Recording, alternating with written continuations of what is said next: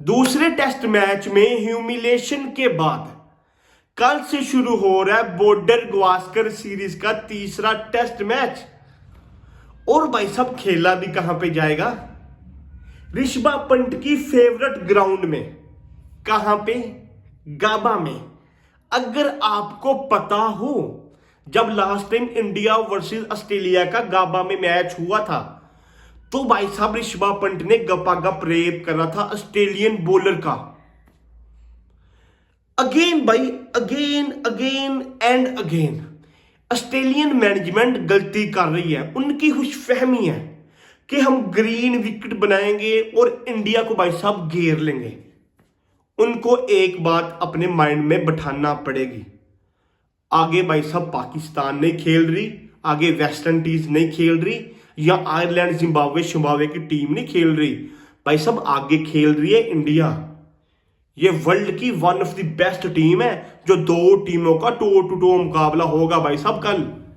ये बड़ी खुशफहमी होगी ऑस्ट्रेलिया की अगर वो ये सोचेंगे भाई साहब हम ऊपर से घेर लेंगे। अगर आपको पता हो ना, जब पहले टेस्ट मैच में भी ऑस्ट्रेलिया ने इस तरह की गलती करी थी, अपने दिमाग में फतूर पाला था कि भाई साहब हम इंडिया को ऊपर से होके घेर लेंगे। पहले दिन टफ विकेट बनाई, आउट हुए इंडिया के 150 पे सारे, और पहले दिन ही उनके भी 7 आउट हो गए। और दूसरे दिन भाई सारी विकेट चेंज कर दी और उनकी हवा निकल गई ऑस्ट्रेलियंस की। भाई कहीं यही ना हो जाए तीसरे टेस्ट मैच में भी। मैं कोई इंडिया का बहुत बड़ा फैन नहीं हूं, आप सबको पता है। मैं भी यही चाहता हूं भाई इंडिया तीसरे टेस्ट मैच में भी कुत्ते की मौत मरे, ऑस्ट्रेलियन ह्यूमिलेशन करें इंडिया का। बट जो बात सच है भाई साहब, हम सबको उसको तस्लीम करना चाहिए कि भाई इस खुशफहमी में ऑस्ट्रेलिया की फट ना जाए। पहले टेस्ट मैच में भी वही बत्ती बना के ना पिच की दे दी थी भाई साहब ऑस्ट्रेलियन बॉलर के डैश में, और ये ना हो इस मैच में भी यही काम हो जाए। खैर भाई, अगर मैं बात करूं भाई साहब इस मैच की, मैं बात करूंगा सबसे पहले भाई इंडियन बैटिंग लाइनअप की। देखो भाई साहब, पहले टेस्ट मैच में जिस तरह जायसवाल ने कुत्ते की मौत मारा ऑस्ट्रेलियन बॉलर को, और दूसरे टेस्ट मैच में भाई साहब उसी तरह बुरी तरह से फेल हुआ Jaiswal. You are coming slow with me, मतलब तुम फास्ट आओ, तुम ये आओ, तुम वो आओ, आई डोंट नो क्या बोला था उसने। तो भाई साहब जब दूसरे टेस्ट मैच में पहली बॉल पे एलबीडब्ल्यू आउट हुआ जायसवाल, तो बहुत ज्यादा भाई साहब क्रिटिसाइज हो रहा था जायसवाल पे। तो भाई one of the best bowler के सामने खेल रहा है, वर्ल्ड का बेस्ट बॉलर है, मिचेल स्टार्क के सामने तू इस तरह की बात करेगा, तुमको खमियाजा भुगतना पड़ेगा, तुम्हें वो आउट कर देगा, तू कल का लौंडा है, वो 35 साल का हो चुका है, जितनी तेरी उम्र है उतनी उसने क्रिकेट खेल रही है। भाई इस तरह की बातें करना शुरू कर दी इंडियंस हुंद ने। तो भाई मुझे एक बात की समझ नहीं आई, मुझे एक बात समझा दो, क्या आप रड़े पे खेल रहे हो? क्या जायसवाल रड़े का प्लेयर है? क्या गली मोहल्ले का प्लेयर है? और मिचेल स्टार्क इंटरनेशनल से गली मोहल्ले में बॉलिंग करने आया था? नहीं ना भाई साहब, जब आप इंटरनेशनल में खेल रहे हो तो भाई साहब उसमें छोटा बड़ा कहां से आ गया? फिर दो one of the best player खेल रहे हैं एक दूसरे के अगेंस्ट, फिर तो स्लेजिंग होगी, डेफिनेटली होगी। ये क्या बात होगी? नहीं नहीं भाई वो तेरा बाप है, तुम्हें ऐसी बात नहीं करनी चाहिए थी। भाई मेरे ख्याल से ये बहुत बात है। आप दो प्लेयर इंटरनेशनल में खेल रहे हो तो इस तरह की बातें होंगी। कोई छोटा बड़ा प्लेयर माने नहीं रखता, दोनों प्लेयरों ने अपनी टीम को जितवाना है, अपनी टीम के लिए अच्छा सोचना है। और जायसवाल ने जो करा भाई मेरे ख्याल से बहुत अच्छा करा, उसको यही करना चाहिए था। हाँ आप इतराज कर सकते हैं तो भाई कर सकते हैं डीएसपी साहब पे, मोहम्मद सिराज पे, मतलब उस बंदे से परफॉर्मेंस नहीं हो रही, जीरो परफॉर्मेंस है उस बंदे की, और एटीट्यूड दिखा रहा है। मतलब भाई एक बंदे ने कुत्ते की मौत आपको मारा, आपका ह्यूमिलेशन करा, रेप करा आपने, आपका ग्राउंड में 140 कर गया वो बंदा, मैच को एक साइड पे लगा के चला गया। जब वो बंदा आउट हो रहा है तो भाई साहब आप उसको कह रहे चल बार, और आपने बॉल भी कोई इतनी एक्स्ट्रा ऑर्डिनरी करी, सीधी सीधी बॉल करी भाई, उस बंदे से बॉल डार्ट हुई, बीट हुआ और आउट हुआ। कोई इतनी अच्छी बॉल नहीं हुई मोहम्मद सिराज की। उस पर क्रिटिसाइज करना बनता है भाई, लोग उसको सपोर्ट कर रहे हैं और भाई जायसवाल को कर रहे हैं क्रिटिसाइज, नहीं नहीं भाई वो तेरा बाप है। भाई इस बात की थोड़ी सी मुझे समझ ऑनेस्टली नहीं आई। खैर भाई मेरे ख्याल से कल जो तीसरा टेस्ट मैच होगा, अगर कल फिर जायसवाल ने 70-80-100 कर दिए तो फिर कल क्या करोगे, कल क्या कहोगे? कल यही मीम्स बनेगी भाई साहब मिचेल स्टार्क पे कि भाई जो मर्जी हो जाए, ये हो जाए वो हो जाए, तू भाई बूढ़ा हो चुका है, इस तरह की ऑनेस्टली कल बातें होंगी, जो भी मीम बनेगी आई डोंट नो। तो खैर भाई अगर मैं बात करूं दोनों टीमों की, पहले मैं बात करूंगा इंडियन टीम की और फिर बात करूंगा ऑस्ट्रेलियन टीम की। भाई साहब अगर मैं बात करता हूं विराट कोहली और रोहित शर्मा की, भाई साहब डेफिनेटली मतलब भाई ये अपना प्राइम खेल चुके हैं। रोहित शर्मा 37 साल का लोंडा है एंड विराट कोहली 35 साल का बुजुर्ग लोंडा है, ये अपना भाई प्राइम खेल चुके हैं। विराट कोहली ने लास्ट 5 सालों में जस्ट 3 सेंचुरी स्कोर करी हैं एंड रोहित शर्मा ने पिछले 6 मैचों में, उस बंदे का कोई 100 है ही नहीं। तो भाई उन पे डिपेंड आप कर सकते हैं, जो मुझे ऐसा फील होता है honestly as a cricket fan. भाई इंडिया की टीम डिपेंड करेगी इनके यंगस्टर्स पे, जायसवाल पे, शुभमन गिल पे, केएल राहुल के लगे पड़े हैं, उसकी भी मैं अगर थोड़ी सी बात करूंगा। भाई नीतीश रेड्डी, ऋषभ पंत, भाई इन सारे प्लेयरों पे ऑनेस्टली इंडिया की टीम डिपेंड करेगी।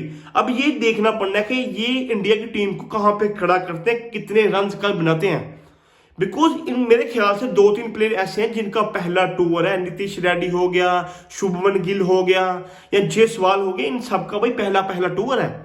आप इतना डिपेंड नहीं कर सकते, आप डिपेंड करोगे यंगस्टर्स पे, आप डिपेंड करोगे केएल राहुल के जिसके लगे पड़े हैं। भाई सब वो बंदा तो दुआएं दे ना गौतम गंभीर को, वो बंदा उसको 7 कैरी किए हुए आ रहा है, मतलब इतनी भाई टीचर फॉर्म के साथ भी वो बंदा भाई लगातार इंडिया की टीम में खेलता हुआ आ रहा है। तो मुझे ये देखना पड़ना है कि भाई इतने मौके मिलने के बावजूद भी उस बंदे से परफॉर्म हो नहीं रहा। बट आई डोंट नो भाई, जो एक कि होता था केएल राहुल, आज से 6 साल पहले वाला केएल राहुल, वो आता था भाई, उसके अंदर कॉन्फिडेंस एनर्जी मुझे नजर आती थी, वो बंदा आके हिटिंग करता था, पता चल रहा होता था भाई सब कोई बंदा आके बैटिंग कर रहा है, कोई प्लेयर आके क्रीज पे खड़ा है भाई। अब वो उस तरह से उस बंदे से परफॉर्म होता नहीं। आई डोंट नो भाई उस बंदे को क्या हुआ है। आई नो भाई साहब कि उस बंदे को ट्रांसफॉर्मेशन बड़ी करनी पड़ी है अपनी, मतलब पहले वो ओपन खेलता था, फिर वो 1 डाउन आया, फिर वो अब मिडिल ऑर्डर में खेल रहा है। आई नो भाई अगेन उस बंदे को ओपनिंग करने का मौका मिल गया, लेकिन फिर भी भाई साहब उस बंदे से परफॉर्म हो नहीं रहा। अब मुझे ये देखना है भाई साहब कि किस तरह से केएल राहुल भाई साहब परफॉर्म करता है। कैप्टनसी का भाई साहब वो बंदा कैंडिडेट था, लेकिन बैड परफॉर्मेंस की वजह से भाई साहब अब ऋषभ पंत ही मेरे ख्याल से अगला होगा कैप्टन। तो भाई साहब विराट कोहली एंड भाई रोहित शर्मा डेफिनेटली भाई इनको भाई साहब रिप्लेस करना बहुत मुश्किल होगा इंडिया के लिए। बट वही बात है ना भाई, अब मुझे ये देखना है कि कितना लंबा ये खेलते हैं। तो मुझे फील होता है एज अ क्रिकेट फैन, मुझे ऐसा फील होता है भाई साहब WTC के फाइनल में अगर इंडिया गई, आई होप के ना जाए, अगर गई WTC का फाइनल और चैंपियन ट्रॉफी भाई साहब इनके लास्ट टूर्नामेंट हो गए। बट ये तो हमें देखना पड़ना है कि भाई कितना लंबा खेलते हैं, अपने आप को कैपेबल कितना समझते हैं इंडिया के लिए, इंडिया को रिप्रेजेंट करने के लिए है। भाई अगर मैं इसके चलते हुए बात करूं इंडियन बॉलिंग की, भाई बॉलिंग की ज्यादा बात करने का फायदा ही नहीं, because man of the movement, the main man, एक प्लेयर है the greatest of all time, the GOAT भाई जसप्रीत बुमराह। एक बॉलर के सर पे ही भाई साहब इंडिया की टीम खड़ी है। अगर वो बंदा ऊपर से आउट करेगा तो इंडिया की टीम जीतेगी, अदरवाइज भाई इंडिया की टीम के लगे पड़े होंगे। वो ऊपर से 3-4 आउट करता है तो फिर नीचे से आके मोहम्मद सिराज को एक आध आउट करने का मौका मिल जाता है बॉलर्स को, उनके टेल एंडर्स को। इट्स मीन कि भाई साहब कोई बंदा है जो मोहम्मद सिराज की इज्जत बचा रहा है, भाई वो है जसप्रीत बुमराह। अगर जसप्रीत बुमराह ना हो तो मोहम्मद सिराज से भाई साहब एक आउट भी ना हो ऑनेस्टली, तो भाई साहब इंडियन बॉलिंग लाइनअप खड़ी है जसप्रीत बुमराह के सर पे। वो ऑलवेज भाई ऑलवेज डिलीवर करके देता है इंडिया को। भाई साहब मैंने ऑनेस्टली नहीं देखा इस बंदे को, हार्डली होता है कि इस बंदे से आउट ना हुए हों।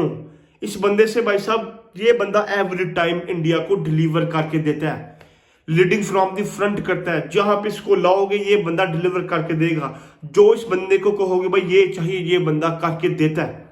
तो अगेन भाई जसप्रीत बुमराह गोट बॉलर है, उसकी कितनी कोई बंदा चटाई कर सकता है, the greatest of all time है, उस पर हम इतनी ज्यादा बात कर सकते नहीं।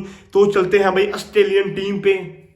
भाई स्विनी एंड उस्मान ख्वाजा के लगे पड़े हैं उस तरह से भाई सब ऑस्ट्रेलियन बैटर परफॉर्म करके नहीं दे रहे जिस तरह से वो परफॉर्म करते हैं। उनके एक दो प्लेयर हैं जो परफॉर्म करके दे रहे हैं, स्पेशली भाई सब ट्रेविस हेड उसके लगे पड़े होंगे भाई सब। लेकिन वो बंदा इस सिचुएशन में इंडिया के अगेंस्ट तो स्पेशली वो बंदा परफॉर्म करना जानता है, वो बंदा रन्स बनाता है भाई सब। इंडियन बॉलर उसके हाथ के भाई सब जैसे बनाए हुए हैं। भाई यहाँ पे बॉल कर तू, यहाँ पे तू बॉल करेगा मोहम्मद सिराज, यहाँ पे तू बॉल करेगा जसप्रीत बुमराह। भाई मुझे तो ऑनेस्टली ऐसा फील होता है कि जिस तरह वो खुद कहता है भाई साहब नहीं नहीं भाई तू यहाँ पे बॉल कर, तू यहाँ पे बॉल कर, और वहां पे बॉल आ रही होती है तो वो आराम से 100 रन बना देता है। खैर भाई अब मुझे ये देखना पड़ना है किस तरह से ऑस्ट्रेलियंस दूसरे बैटर्स परफॉर्म करते हैं, बिकॉज भाई बॉलिंग तो उनकी एक्स्ट्राऑर्डिनरी परफॉर्म करके दे रही है, like PAT Cummins, Mitchell Starc. उनकी बैटिंग किस तरह से परफॉर्म करती है, लाइक उनकी फॉर्म लगी नहीं हुई। स्टीव स्मिथ वो आता है जसप्रीत बुमराह से आउट कर देते हैं, या एक आध बार सिराज ने आउट करा हो। भाई उनकी भी टीम डिपेंड कर रही है एक प्लेयर पे और उनकी बॉलिंग पे, ट्रेविस हेड पे, और भाई उनकी बॉलिंग लाइनअप पे ऑस्ट्रेलियन टीम डिपेंड कर रही है। उनके बैटर्स उस तरह से परफॉर्म करके दे नहीं रहे। तो भाई मतलब हम ये डाउट कर ही नहीं सकते कि ये टीम अच्छी फॉर्म में, ये टीम अच्छी फॉर्म में नहीं है, बिकॉज दो ग्रेटेस्ट टीमें भाई एक दूसरे के अगेंस्ट खेल रही हैं। मतलब हर दिन नया दिन होगा, मतलब किसी टीम पे ऑनेस्टली मेरा नहीं ख्याल कि प्रेशर होगा, बिकॉज दोनों टीमें ही भाई बहुत अच्छी हैं। अगेन वही बात कर रहा हूं मैं कि भाई ये कल ही फैसला होगा, ऑन द स्पॉट ही फैसला हो सकता है कि जो टीम ऑन द डे अच्छा खेलेगी वो टीम ही जीतेगी। अब ये देखना है कि तीसरा टेस्ट मैच कौन जीतेगा, ये तो हमें कल ही पता चलेगा जब कल मैच 5:20 में तीसरा टेस्ट मैच होगा शुरू। तो अब मिलेंगे कल पहले दिन के बाद में।